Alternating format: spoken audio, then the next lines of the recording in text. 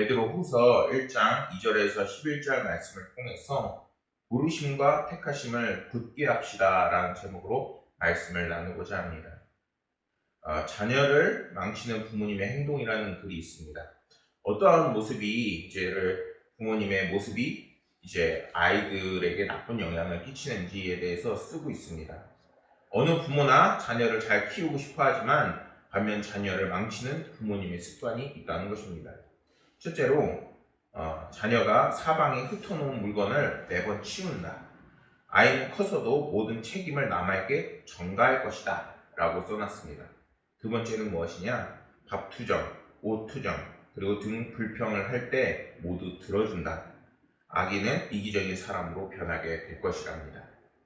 셋째로는 자녀 앞에서 자주 부부싸움을 한다. 아이는 불안해하고 난폭한 사람이 될 수 있습니다.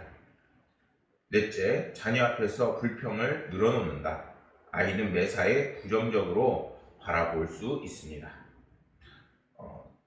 다섯 번째, 잘못을 저질러도 대충 넘어간다. 아이는 나중에 더 큰 잘못을 할 수 있습니다. 여섯 번째, 요구하는 것은 무엇이든지 들어준다. 아이가 점점 요구하는 것이 커질 수 있습니다. 일곱 번째, 늦게 귀가해도 무관심하다. 아이가 방탕해지는 길로 빠질 수 있습니다. 여덟 번째, 항상 우울한 표정을 짓는다. 이렇게 되면 아이는 비관론자가 될 수 있습니다.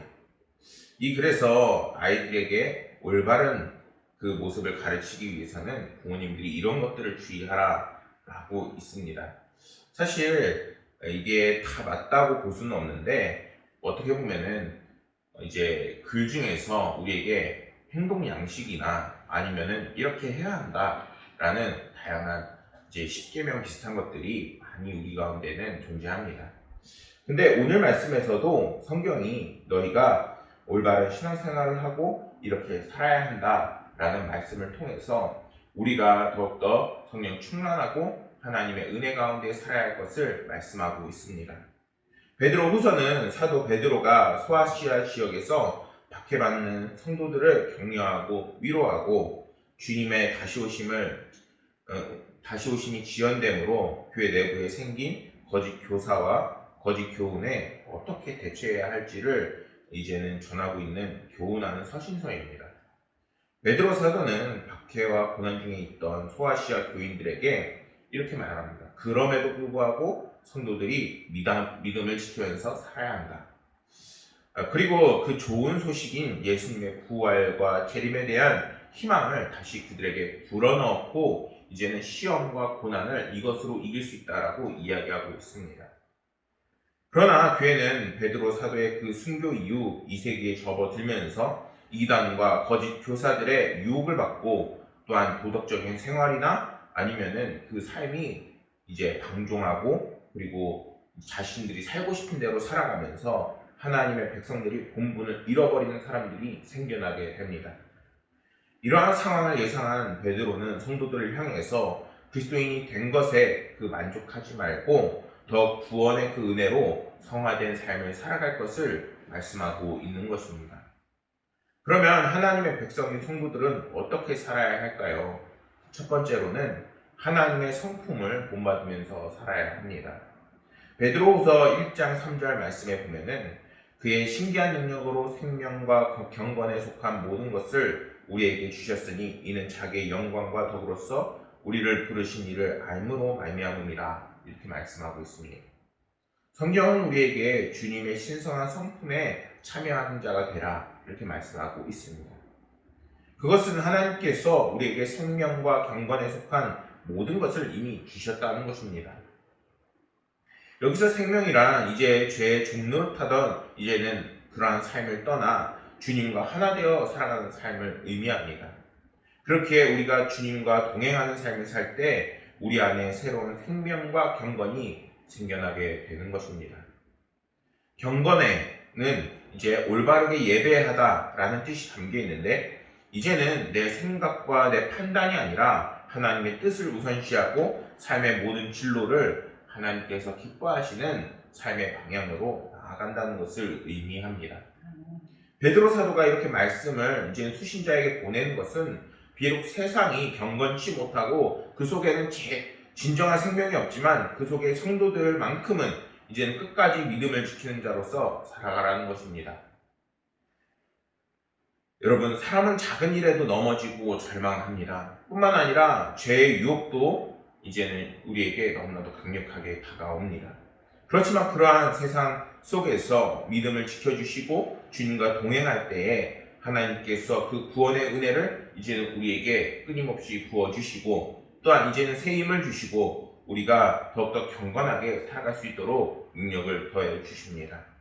그렇게 우리는 하나님의 사랑과 주님의 그 십자가 은혜를 이제는 잊지 않고 하나님이 주시는 그 주신 복음의 그 능력을 믿으면서 살아가야 하는 것입니다.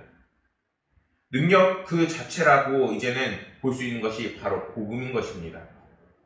우리가 힘들고 어려운 때일수록 무엇으로 돌아가야 되냐? 바로 복음과 주 예수 그리스도를 바라보는 삶으로 돌아가야 하는 것입니다. 3절 말씀을 좀 더 보면은 주셨다라고 말씀하는데 이는 원어로 도레오마이라는 말로 선사하다라는 그 뜻을 담고 있습니다. 그래서 이것은 주님께서 생명과 경건에 속한 것들을 우리가 행할 수 있고 또한 생겨날 수 있는 그 근원을 우리에게 하나님께서 주셨다는 것입니다. 주님이 우리에게 새 생명과 은혜를 주시기 위해서 하나님은 어떻게 하셨나요? 바로 예수 그리스도, 죄가 없으신 그분을 이제는 온갖 고통당하게 하시고 마지막에는 십자가에 달려 돌아가게 하는 놀라운 사랑의 그 구속의 은혜를 우리에게 베푸셨습니다. 주님은 우리를 긍휼한 시선으로 바라보고 계시고 그리고 그 사랑을 죽기까지 실천하셨습니다. 하나님을 떠난 사람은 결국에는 자신의 비어진 갈급함을 이제는 채우고자 끊임없이 욕심을 추구하고 자신의 욕정대로 행하게 되어 있습니다. 이것은 자신을 이제 자신의 삶의 주인으로 여기고 자신만을 신뢰하며 다른 사람들은 살피지 않고 자신의 마음대로 이제는 죄를 사랑하는 삶을 살게 되는 것입니다. 우리는 이러한 삶을 뒤돌아보거나 아니면 그리워해서는 안 되는 것입니다. 디모데전서 6장 9절 말씀을 보면은 부하려 하는 자들은 시험과 올무와 여러 가지 어리석고 해로운 욕심에 떨어지다니 곧 사람으로 파멸과 멸망에 빠지는 것이라 이렇게 말씀하고 있습니다. 단순히 욕심을 가지지 마라, 다른 사람을 사랑하는 삶을 살라 이러한 것이 아닙니다. 하나님께서 부어주시고 우리를 채워주시는 놀라운 은혜가 있는데 이제는 그 은혜를 바라보면서 살아나가는 삶이 되라는 것입니다. 그럴 때 다른 사람의 것을 욕심내지 않아도 오히려 하나님이 주시는 은혜로 우리가 넉넉해지는 것입니다. 죄를 사랑하는 삶은 욕심으로 채울 수 없지만 그 마지막에는 욕심으로 채울 수 있지만 그 마지막에는 파멸과 멸망이 기다리고 있습니다. 우리가 생각하는 자연스러운 삶이란 무엇인가요?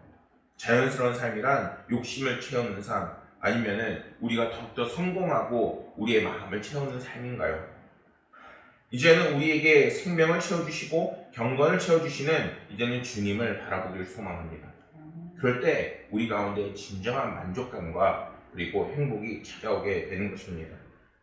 4절 말씀을 보면은 4절 말씀에서 썩어질 것이라고 지칭하고 있습니다. 썩어질 것은 육체가 썩어짐 뿐만 아니라 정신적으로 도덕적으로 부패하는 것까지 그 의미를 담고 있습니다. 그리스도인들은 마땅히 이러한 상태를 피해야 하는 것입니다. 그리고 그와 반대로 적극적으로 주님의 성품과 그 은혜에 참여하는 삶이 되어야 하는 것입니다. 그러한 삶은 단순히 은혜로 참여하는 삶 아니면 은혜만을 쫓는 삶이 아니라 우리의 삶을 풍요롭게 하고 윤택하게 할 뿐만 아니라 행복으로 나아가는 그 길입니다. 히브리서 3장 14절 말씀을 보면은 우리가 시작할 때에 확신한 것을 끝까지 견고히 잡고 있으면 그리스도와 함께 참여한 자가 되리라 라고 성경은 말씀하고 있습니다.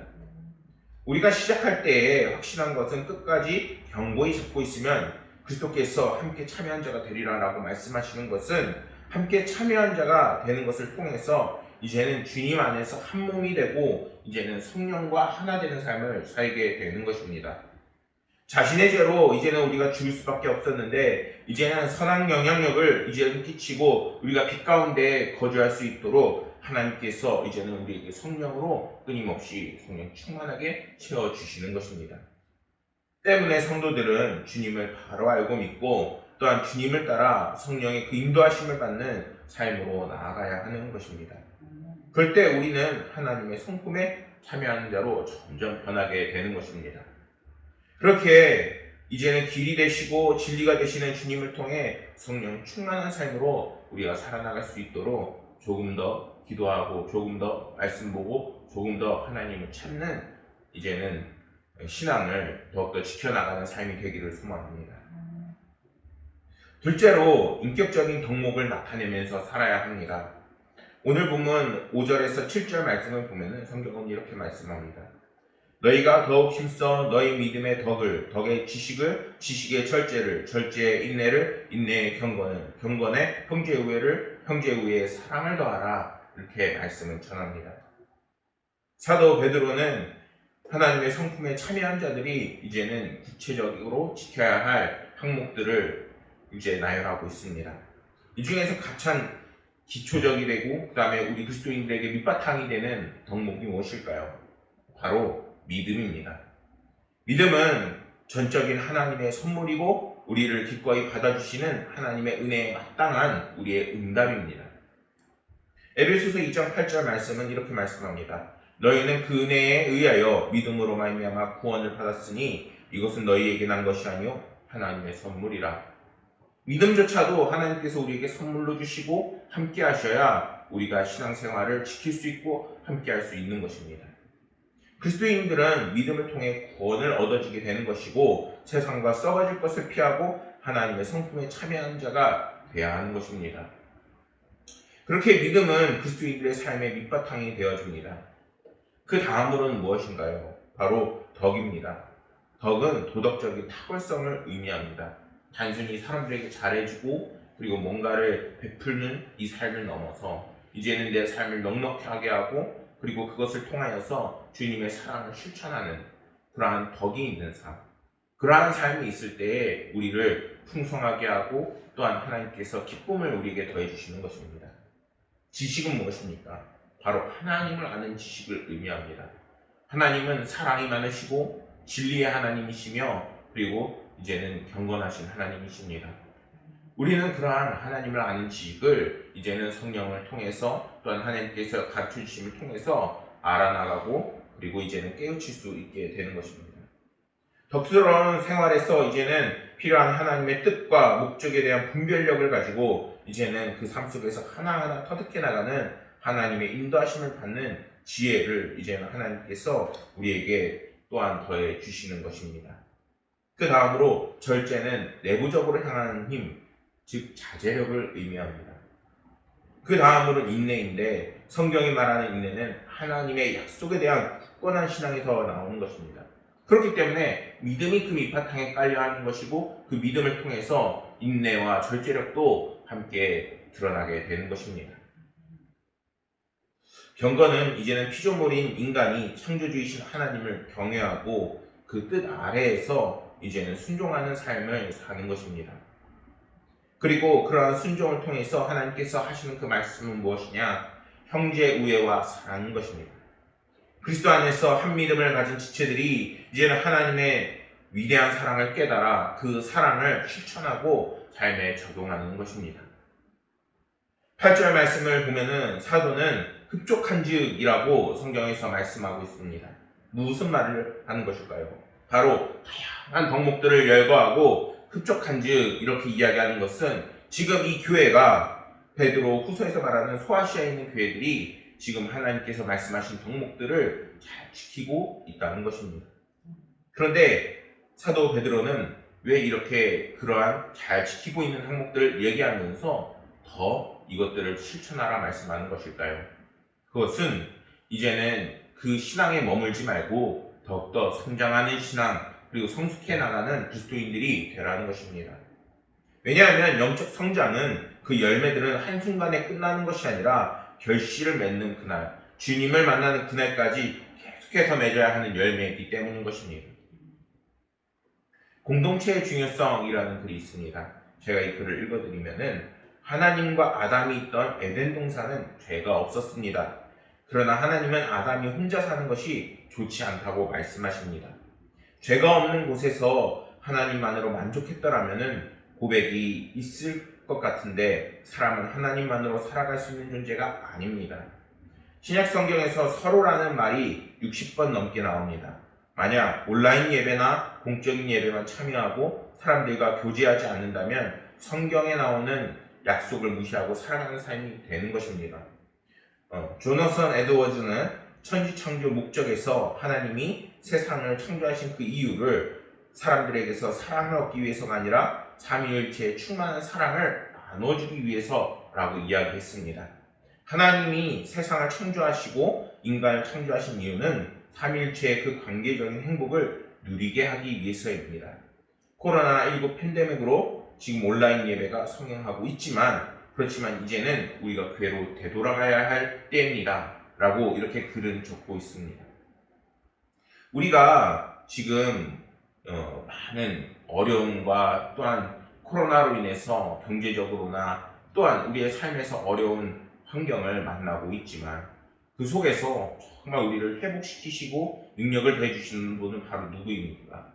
바로 주님이시고 하나님이십니다. 우리가 오늘날 이제 추석을 끝나고 마치고 돌아가면서 정말 이 기쁨과 은혜로 이제 다시 교회로 돌아오는 것이 아니라 어떻게 보면은 더 침체되고 영적으로 힘든 시기를 보내고 있습니다. 이 영적 침체기를 어떻게 극복할 수 있을까요? 그것은 이제는 주님이 주신 은혜와 주님께서 우리에게 시키신 이제는 그 명령과 그 소명을 가질 때에 이제는 다시 한번 우리가 성령 충만의 길로 나아갈 수 있게 되는 것입니다. 그래서 셋째로는 확고한 소명의식을 이제는 다시 가져야 합니다. 10절 말씀입니다. 그러므로 형제들아 더욱 힘써 너희 부르심과 택하심을 굳게 하라. 너희가 이것을 행한즉 언제든지 실족하지 아니하리라. 성경은 말씀하고 있습니다.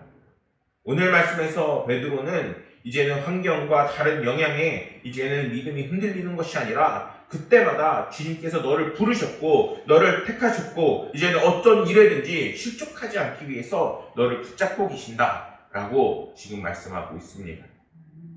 여러분 지금 많이 힘들고 어려운 시기를 보내고 계시죠. 흔들리고 주님이 계시지 않는 것 같은 생각이 들지는 않습니까? 그러나 오늘 말씀을 기억하시고 이제는 부르심과 택하심을 이제는 다시 회복하기를 소망합니다. 단순히 사명을 회복하라는 것이 아니라 주님께서 이제는 나를 부르셔서 나를 회복시키시고 그 주시는 능력을 통해서 이제는 우리의 삶에 놀라운 은혜의 축복이 들어오게 되는 것임을 이제는 다시 한번 묵상하기를 소망합니다. 베드로 사도가 오늘 우리를 향해 요청하는 것은 이제는 사명을 잊지 않고 믿음을 굳건히 하며 더욱 성장하고 성숙한 그리스도인들이 되길 바란다는 것입니다. 사랑하는 성도 여러분, 이제는 영적 침체기를 이겨나가길 소망합니다. 성경은 부르심과 택하심을 굳게 하라 말씀하고 있습니다. 그럴 때 하나님께서는 우리를 흔들리지 않게 하시고 우리가 탄 배의 선장이 되어주시고 하나님 나라를 향하여 갈 수 있도록 다시 한번 그 배의 길을 인도하실 것입니다. 주님은 이미 우리에게 모든 상황을 이길 수 있는 힘과 능력을 다 준비해 놓으셨습니다. 이럴 때일수록 주님을 바라보고 이제는 우리의 삶에 주님의 은혜가 스며들고 넘칠 수 있도록 주님을 찾는 모든 성도님들이 되시기를 소망합니다. 때로는 거짓 교사가 나타날 수 있습니다. 때로는 세상의 치욕, 환난과 고난이 우리를 힘들게 할 수 있습니다. 그러나 그럴 때 베드로는 무엇보다 하나님께서 택하셨다는 소명의식을 강조했습니다. 그리고 그 모든 소명의식을 감당할 수 있도록 이제는 우리 가운데 예비하셨다 말씀합니다. 사랑하는 여러분, 이제는 주님의 부르심을 다시 한번 기억하셔서 주님을 찾으시고 주님을 통해 회복이 되시고 능력을 얻으시는 모든 성도님들이 되시기를 간절히 소망하겠습니다. 기도하시겠습니다. 하나님 아버지, 오늘은 베드로의 그 말씀을 통해서 이제는 하나님의 그 말씀을 통해서 부르심과 택하심을 굳게 해야 한다는 결단을 해보게 되었습니다. 아버지 하나님께서 성도들의 그 마음과 생각과 삶에 이제는 인도자와 주관자가 되셔서 한 걸음 한 걸음 내딛는 모든 삶의 순간과 여정이 하나님의 은혜와 인도하심 있게 하여 주시옵소서.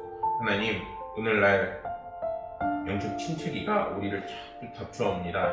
그러나 그 모든 것들이 이제는 성령의 그 불로 이겨나갈 수 있고 하나님께서 주시는 은혜로 다 무찌를 수 있사오니 주여 성도들의 삶을 지켜주시고 함께하여 주옵소서. 하나님께서 성도들의 삶을 성령 충만하게 하시고 또한 힘과 능력을 더해주실 것을 믿으며 모든 말씀 우리 구주 예수 그리스도 이름으로 기도